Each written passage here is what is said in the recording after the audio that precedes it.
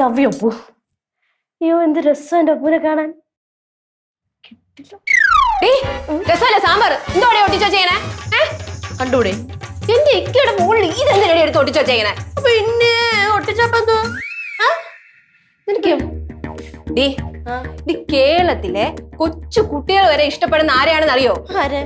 ടിക്യുനെ. അയ്യോ പ്രണവിന് ഇഷ്ടമല്ലെന്ന് അവര് നിന്റെ അടുത്ത് പറഞ്ഞ പ്രണവിനൊക്കെ ആരുടെ ഇഷ്ടപ്പെടുന്നത്? പ്രണവിനെ പറഞ്ഞ് കളിച്ചാ കേട്ടല്ല.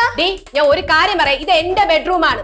അത് പോരാ ഈ കുന്തം എടുത്ത് ഒട്ടിച്ചിട്ട് എന്റെ ഇക്കയുടെ മുകളില് നിന്റെ ബെഡ്റൂം ഇവിടെ എഴുതി വെച്ചേക്കണം.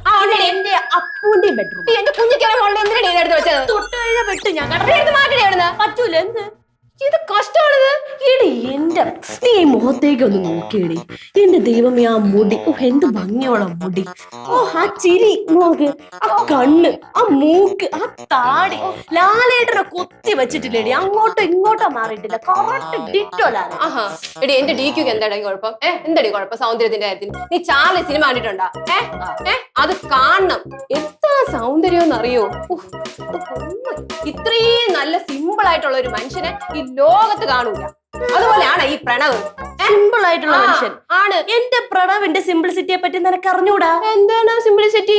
എന്റെ അപ്പുവിന്റെ സിനിമ അവിടെ ഭയങ്കര വിജയമായിട്ട് തിയേറ്റർ ഓടിക്കോടെ നടന്നപ്പോഴും മലയിലൊക്കെ പോയി പാമ്പ് സ്ലിപ്പറൊക്കെ ഇട്ടുകൊണ്ടാണ് നടക്കുന്നത്.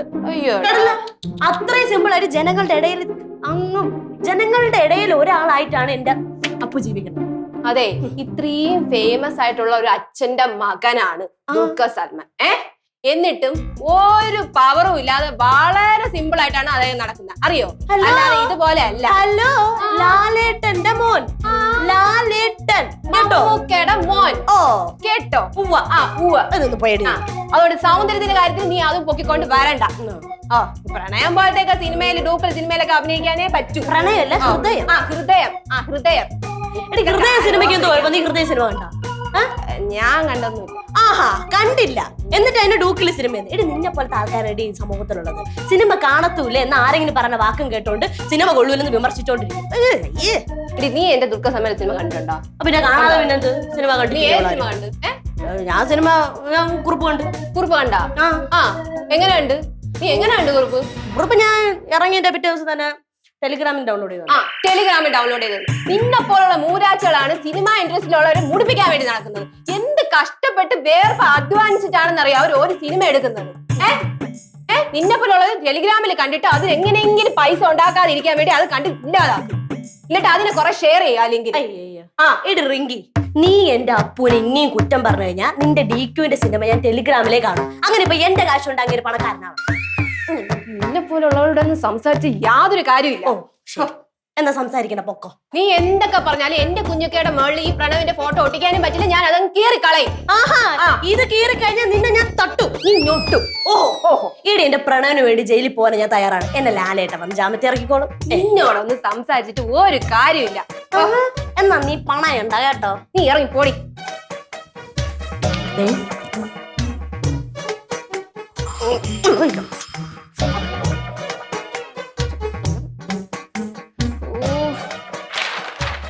എന്റെ പൊന്നെ, സാരമില്ല കേട്ടോ. അവളുണ്ടല്ലോ ഈ പ്രണവിന്റെ ഭ്രാന്തിയാണ്. എന്താണ് അവൾ പറയണെന്ന് അവക്ക് തന്നെ അറിഞ്ഞൂടാ. അതുകൊണ്ട് എന്റെ കുഞ്ഞിക്കേര പുതിയ പടം ഇറങ്ങുമ്പോ ഉറപ്പായിട്ടും ഞാൻ ഇതിന്റെ പുറത്തൊട്ടിക്കും. കേട്ടാ?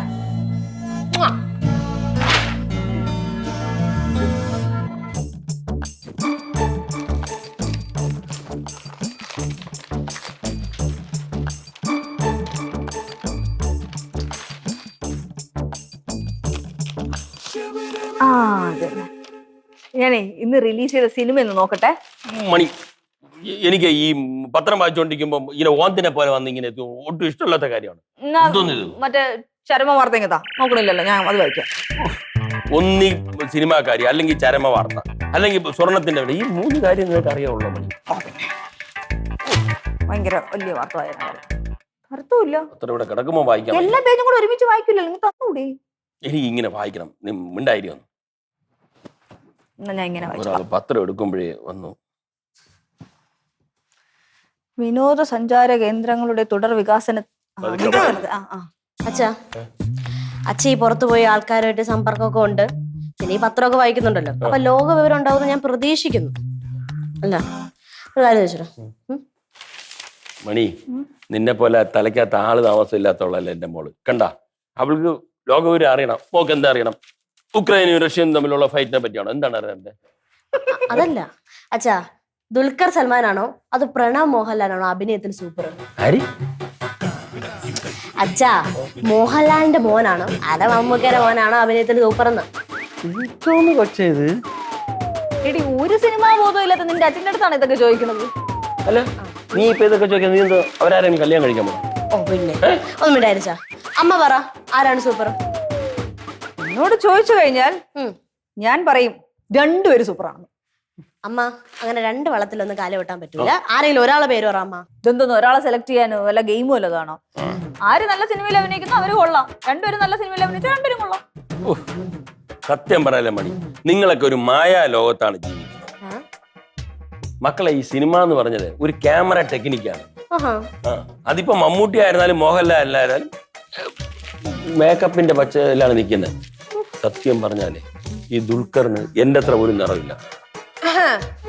അതിന് ദുൽഖറിനെ അച്ഛൻ നേരിട്ട് കണ്ടിട്ടുണ്ടോ? നേരിട്ട് കണ്ടിട്ടുണ്ടോ എന്ന് ചോദിച്ചു കഴിഞ്ഞാൽ നേരിട്ട് കണ്ടിട്ടൊന്നുമില്ല, നമുക്ക് ഊഹിക്കാലോ. ഇത് അസൂയ, അസൂയ. ഞാൻ വല്ല മമ്മൂക്കയുടെ മോളായിട്ട് ജനിച്ചിരുന്നെങ്കിൽ എന്നാ ഗ്ലാമർ ആയിരുന്നേനെ. ഞാനിപ്പോ ഒരു സിനിമാ നടി ആയേനെ.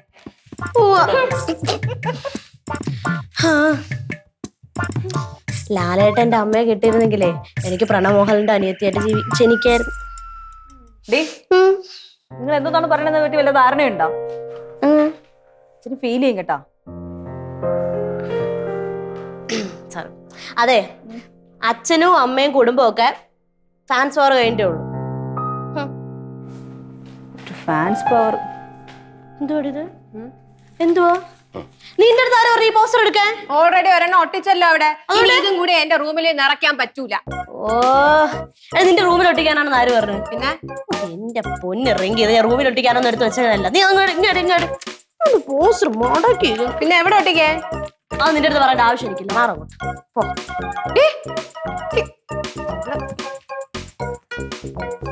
ഇത് എന്തോന്ന് ഭാവിച്ചിട്ടാണ്? ചേട്ടാ, ഇത് പറ്റി കണ്ണു ചോന്നിരിക്കുന്നേ? കണ്ണിൽ കരണ്ടല്ലോ പോയാ? കരടൊന്നും പോയില്ല. അല്ല മണി, ഒരു നിമിഷം എന്റെ മക്കളെ തള്ളി പറഞ്ഞപ്പോഴേ ഞാൻ ഒന്നും അല്ലാതായില്ലേ. അവര് പറഞ്ഞതിന്റെ അർത്ഥം ഞാനൊരു കഴിവില്ലാന്ന് തോന്നല്ലേ. മമ്മൂട്ടിയും മോഹൻലാലിന്റെ മക്കളായിട്ട് ജനിക്കണമായിരുന്നു അവർ. എന്റെ പൊന്ന് രവിയേട്ടാ, ഈ പിള്ളേര് പറഞ്ഞ കേട്ട് ഇങ്ങനെ ഫീൽ അടിക്കാൻ നിന്നാലോ? ഒരു കഥയില്ലാത്ത പെൺപിള്ളേരാണ്. അവരെന്താണ് ആരോട്ടോട് പറയണതിനെ പറ്റി യാതൊരു ഐഡിയ ഇല്ല. അത് കേട്ട് ഫീൽ ചെയ്യോ? കഷ്ടം തന്നെ. തമാശ എടുക്കണ്ടേ? നീ പത്രം നോക്കോ? സ്വർണ്ണവിലയൊക്കെ നോക്കും. ഇന്നത്തേക്ക് ഇത് മതിയല്ലോ അല്ലേ? ഓ ഇല്ല,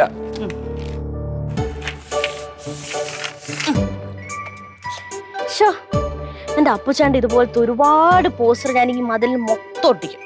അങ്ങനെ ഇതൊരു പ്രണവ് മോഹൻലാൽ മ്യൂസിയം ആക്കും. ദുൽഖർ ഫാനായ അവളിത് കാണുമ്പോൾ ഞെട്ടണം. പിന്നെ ഞൊട്ടു. ഇതൊന്നും കണ്ട DQ ഫാൻസുകാർ വീഴില്ല മോളെ. DQ ഫാൻസും മറ്റു ഫാൻസും ഒക്കെ വീഴില്ലായിരിക്കും, പക്ഷെ വേറൊരാളോടെ വീണ് കിടപ്പുണ്ട്. നിങ്ങളുടെ അച്ഛൻ എന്തോടി വീടിന്റെ ചുമരിലാണോ പോസ്റ്റർ ഒട്ടിച്ചേക്കുന്നത്? അത് തന്നെ. പിന്നെ വീട്ടിലല്ലോ ഞാൻ വല്ല കാട്ടിലും കൊണ്ട് ഒട്ടിക്കൂ. വീടിന്റെ ചുമരിലും ഇതിലേക്ക് മറ്റേ ഒരു അമ്മ എന്റെ സ്വാതന്ത്ര്യത്തെ അമ്മ ചോദ്യം ചെയ്യുന്നതിലൂടെ എന്റെ മൗലിക അവകാശത്തെയാണ് അമ്മ ചൂഷണം ചെയ്യുന്നത്. കേട്ടല്ലോ? എന്തോടി വീടിന്റെ ചുമരിലും മതിലൊക്കെ കൊണ്ട് പോസ്റ്റർ ഒട്ടിക്കുന്നതാണ് നിന്റെ മൗലിക അവകാശം. മാറ്റിക്കോ, നീ മാറ്റിയില്ലെങ്കിൽ ഞാൻ മാറ്റും. അങ്ങനെ പറഞ്ഞു. നിന്റെ സപ്പോർട്ടൊന്നും എനിക്ക് ആവശ്യമില്ല. നീ കൊണ്ട് നിന്റെ മറ്റേ ആളുടെ ഫോട്ടോ ഒട്ടിച്ചാലും ഞാൻ അത് തന്നെ പറയും. മാറ്റേ എങ്കിൽ നിങ്ങൾ ചെയ്യുന്നത് ഭയങ്കര ഓവറായിട്ടുള്ള കാര്യങ്ങളാണ് കേട്ടാ. അച്ഛനോടൊക്കെ എന്താണ് നിങ്ങൾ പറഞ്ഞത്? അച്ഛനെ പറ്റി എപ്പോഴെങ്കിലും ഒന്ന് ചിന്തിച്ചു നോക്കിയാ അച്ഛൻ എത്ര ഫീൽ ചെയ്യുന്നുള്ളത്? അതിന് ഞങ്ങളിപ്പോ എങ്ങനെയാന്ന് വെച്ചാൽ അച്ഛനെ ഫീൽ ചെയ്യാൻ എന്തുവാ? നിങ്ങൾ ജനിച്ച കാലം തൊട്ട് നിങ്ങൾക്ക് വേണ്ടി ഓരോ കാര്യങ്ങൾ ചെയ്തുകൊണ്ട് കിടക്കുന്ന മനുഷ്യനെ ഇപ്പൊ നിങ്ങൾ തള്ളി പറഞ്ഞല്ലേ? നിങ്ങളുടെ കാര്യത്തിന് വേണ്ടി മാത്രമാണ് അങ്ങനെ ഒന്ന് സന്തോഷിച്ച് എന്തെങ്കിലും ചെയ്യുന്നത്. രാവിലെ എണീച്ചു വൈകുന്നേരം വരെ പണിയെടുക്കുന്നത് നിങ്ങൾക്ക് വേണ്ടി. നിങ്ങളെ വളർത്തിയത് എങ്ങനെയാണെന്ന് അറിയാലോ? താഴത്ത് നിലത്തൊന്നും വെക്കാതെ തലയിൽ വെച്ച പേനരിക്കും നിലത്ത് വെച്ച ഉറുമ്പരിക്കും എന്നുള്ള രീതിയിലല്ലേ നിങ്ങളെ വളർത്തിയത്. എന്നിട്ട് എന്താണ് നിങ്ങൾ അച്ഛനോട് കാണിക്കുന്നേ? അതിന് അച്ഛനെ വേദനിപ്പിക്കാൻ വേണ്ടി ഞങ്ങളൊന്നും പറഞ്ഞില്ലല്ലോ. ഇവിടെ ഒന്ന് ചൂടാക്കാൻ വേണ്ടിട്ട് ഞാൻ അപ്പം ദേശത്തിൽ പറഞ്ഞതേ ഉള്ളൂ. ഞാനും ഇവിടെ ഒന്ന് വെറുതെ ചൊറിയാനായിട്ട് ലാലേട്ടന്റെ മോളായിട്ട് ജനിച്ചാൽ മതിയായിരുന്നു എന്നൊക്കെ അങ്ങനെ വെറുതെ ഞാനും മമ്മൂക്കയുടെ മോളായിട്ട് ജനിച്ചാൽ മതി എന്നൊക്കെ പറഞ്ഞത്. കൊള്ളാം. നിങ്ങൾക്ക് വലിയ എന്താ പറയാ, വലിയ ആളായി വലിയ വലിയ താരങ്ങളുടെ ഒക്കെ ഫാൻ ആയി കഴിഞ്ഞപ്പോ അച്ഛനും അമ്മയും വേണ്ട, ലാലേട്ടന്റെ അച്ഛനായിട്ട് വന്നാൽ മതി, മമ്മൂട്ടി അച്ഛനായിട്ട് വന്നാൽ മതി. കുറച്ച് ദിവസം കൂടെ കഴിയുമ്പോഴേ ഞങ്ങൾ തീരെ വയ്യാണ്ടാവുമ്പോ വേറെ ആൾക്കാരൊക്കെ അച്ഛനമ്മയാക്കിയിട്ട് ഞങ്ങളെ കൊണ്ട് അനാഥാശ്രമത്തെ ആക്കുമല്ലോ നിങ്ങൾ ഇല്ലേ? പറഞ്ഞു എങ്ങോട്ടമ്മ കാട് കയറി പോകുന്നേ? ഇങ്ങനെയൊക്കെ പറഞ്ഞ് ഞങ്ങളെ കൂടി സങ്കടപ്പെടുത്തല്ലേ? മക്കളെ, അച്ഛൻ എത്ര ഫീൽ ചെയ്തിരിക്കുകയാണ്. നിങ്ങൾക്ക് അച്ഛൻ ആരായിരുന്നു? അച്ഛൻ മാത്രം മതിയായിരുന്നു അല്ലേ നിങ്ങൾക്ക്? അമ്മ പോലും വേണ്ടായിരുന്നു. അച്ഛൻ ഉറക്കണം, അച്ഛൻ ഭക്ഷണം വാരി തരണം, അച്ഛന്റെ കയ്യും പിടിച്ച് തൂങ്ങി നടക്കുക, ഇതൊക്കെ തന്നെയായിരുന്നില്ലേ നിങ്ങൾ ചെയ്തുകൊണ്ടിരുന്നത്? എന്നിട്ട് ഇപ്പൊ ആ അച്ഛനോട് ഇങ്ങനെയാണ് പെരുമാറുന്നത്. അമ്മ ഇപ്പൊ ഞങ്ങൾ എന്താ വേണ്ടേ? അച്ഛന്റെ സങ്കടം മാറ്റണം, അത്രയല്ലേ ഉള്ളൂ. ഡി വാ, പോയി അച്ഛനെ ആശ്വസിപ്പിക്കും. ശരി.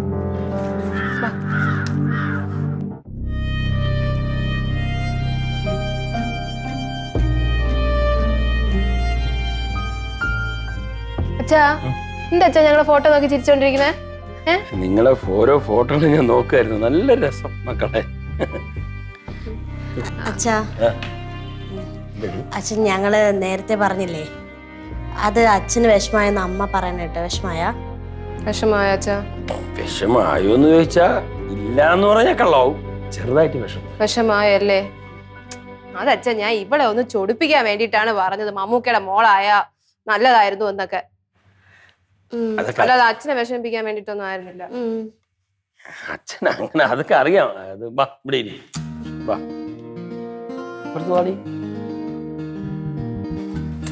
അച്ഛൻ അതൊന്നും കുഴപ്പമില്ല. അച്ഛൻ അറിയാലോ നിങ്ങളെ. പിന്നെ ഈ താരാരാധനയൊക്കെ നല്ലത് തന്നെ, പക്ഷെ അത് അധികം ആവാൻ പാടില്ല മക്കളെ.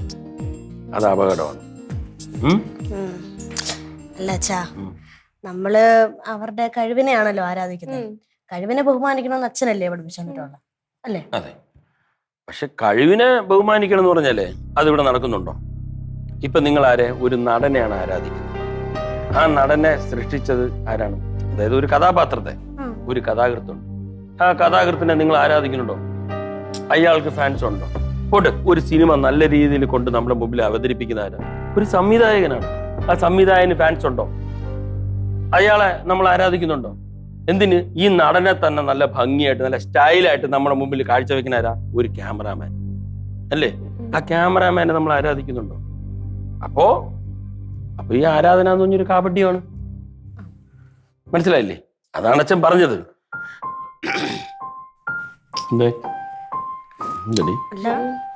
ഇതേപോലെ സംശയം ഉണ്ടോ? അത് ശരിയാണ്. നടന്മാർക്ക് ഉള്ള പോലത്തെ ഫാൻസും കാര്യങ്ങളൊന്നും ഒരു പിന്നിൽ പ്രവർത്തിക്കുന്ന ആൾക്കാർക്ക് ആർക്കൊന്നുമില്ല. അല്ല, അത് കാര്യം എന്ന് പറയുമ്പോ നമ്മുടെയൊക്കെ മനസ്സിനെ ഇപ്പൊ നിയന്ത്രിക്കുന്നത് മറ്റു ചിലരാണ്. അല്ല, അത് അപകടമാണ്. ഉദാഹരണത്തിന് ഒരു സിനിമ ഇപ്പൊ ഇറങ്ങിക്കഴിഞ്ഞാൽ ആ സിനിമയെ വിജയിക്കാവുള്ളൂ, ആ സിനിമ മാത്രമേ വിജയിക്കാവുള്ളൂ, മറ്റുള്ള സിനിമയെ വിജയിക്കരുതെന്ന് പറഞ്ഞിട്ട് ഒരു കൂട്ടം ആൾക്കാർ വന്ന് കാണികളുടെ ഇടയിൽ തന്നെ ചേരിതിരുണ്ടാവും. അതിനൊരു ഓമന പേരാണ് ഫാൻസ്. ഇതൊരു മാഫിയ സംഘമാണ്. അച്ഛാ, സോറി അച്ഛാ, ഞങ്ങളുടെ സൂപ്പർ ഹീറോ എന്ന് അച്ഛൻ തന്നെ ആയിരിക്കും. മ്യൂസിക് ഇട്ട ബീജി എന്നാ സെന്റി ഡയലോഗ്.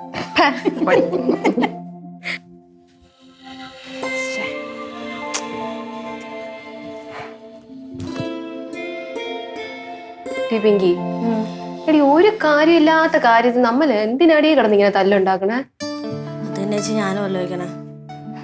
ഈ സിനിമ ആസ്വാദനം എന്ന് പറഞ്ഞാലേ ഓരോരുത്തരുടെയും വ്യക്തിപരമായ സ്വാതന്ത്ര്യമാണ്. ഈ വ്യക്തി സ്വാതന്ത്ര്യം മൂക്കുമ്പോഴാണ് മറ്റുള്ളവർ പറയുന്നത് ശരിയല്ല, ഞാൻ മാത്രം പറയുന്നതാണ് ശരി എന്ന് പറഞ്ഞുകൊണ്ട് ചുമ്മാ അടിയും ഇടിയും പഴക്കൊക്കെ ഉണ്ടാകും. അത് ശരിയാണ്ടി. ഇപ്പൊ തന്നെ ഫേസ്ബുക്ക് തുറന്നു നോക്ക്. ഇപ്പൊ മമ്മൂക്കയുടെ മോഹൻലാലിന്റെ ഒരു പടം വന്നെന്ന് വെച്ചോ, ഒരു പ്രാവശ്യം പോലും സിനിമ കാണാത്ത കുറെ ടീമുകളുണ്ട്. എന്നിട്ട് അതിനെ താഴെ വന്നിട്ട് നെഗറ്റീവ് കമന്റ് ഇടും. പടത്തിന് എങ്ങനെ ഡീഗ്രേഡിങ് ചെയ്യാന്ന് പറഞ്ഞായിരിക്കും അവന്മാർ നടക്കുന്നത്. ആ കമന്റ് കണ്ടിട്ട് മറ്റുള്ള ആൾക്കാർ എന്ത് ചെയ്യും? ആ സിനിമ മോശമാണെന്നും പറഞ്ഞ് ആരും കാണാൻ പോകില്ല. ഇതാണ് ഇപ്പൊ സംഭവിച്ചുകൊണ്ടിരിക്കുന്നത്. അതെ, ഇവരെയൊക്കെ കൊണ്ട് നമ്മളെന്നാലും ഇങ്ങനെയൊന്നും ചെയ്യണ്ടായിരുന്നല്ലേ? വെറുതെ അച്ഛന് ഫാൻസിന്റെ ഭ്രാന്ത് മൂത്ത് എന്തൊക്കെയാടി നമ്മുടെ അച്ഛനോട് നമ്മൾ പറഞ്ഞത്. ആ നമ്മുടെ അച്ഛൻ ഒരുപാട് വിഷമമായി കാണും. ചേച്ചി നമ്മൾ ഇനി ഫാൻസിന്റെ പേരും പറഞ്ഞിട്ട് ഇനി അടിയൊന്നും ഉണ്ടാക്കൂല കേട്ടല്ലോ. ഫാൻസിന്റെ പേര് പോലും നമ്മൾ അടി ഉണ്ടാക്കില്ല. പക്ഷെ ബാക്കിയുള്ള കാര്യങ്ങൾക്ക് അടി ഉണ്ടാക്കാലോ, എന്നാലല്ലേ ഒരു രസമുള്ളൂ. അത് വേണം. പിന്നെ വേറൊരു കാര്യം കൂടെ, ഞാൻ എന്റെ ടെലിഗ്രാമിൽ നിന്ന് സിനിമ ഡൗൺലോഡ് ചെയ്ത് കാണുന്ന നിർത്തി. നല്ലത്. കാരണം ഭാവിയില് സിനിമാ സംവിധായകയൊക്കെ ആവാൻ പോകുന്നതാണല്ലോ. അപ്പൊ ഇതെങ്കിലും ഞാൻ ചെയ്യണ്ടേ. സിനിമ എന്ന് പറയുന്നതേ സ്വപ്നം കാണുന്നവർക്കുള്ളതാ. നീ സ്വപ്നം മാത്രം കണ്ടാ പോരെ, അതിന് വേണ്ടിട്ട് ഹാർഡ് വർക്കും കൂടി ചെയ്യണം. അത് ചെയ്യണം. പിന്നെ നമുക്ക് നമ്മുടെ അച്ഛന്റെ പിണക്കം മാറ്റണ്ടേ? എങ്ങനെ എങ്ങനെ എങ്ങനെയെന്നാ,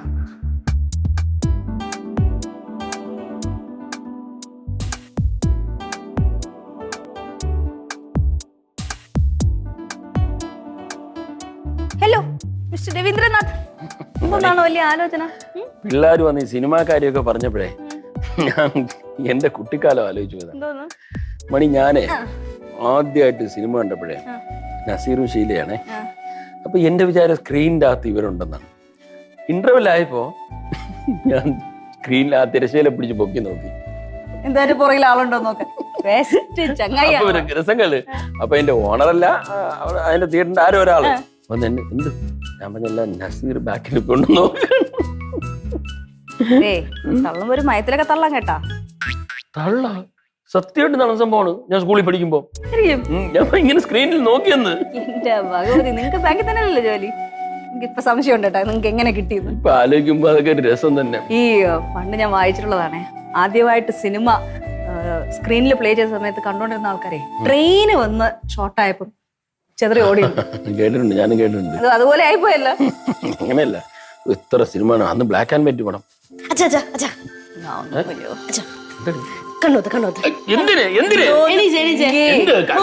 ഒരു സൂത്രം കാണിച്ചുതരാം.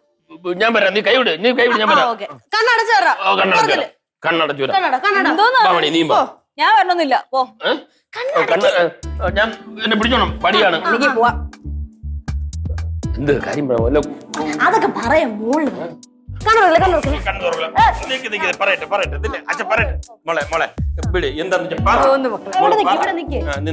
എനിക്ക് പറയാനുള്ള കാണിക്കാനുള്ള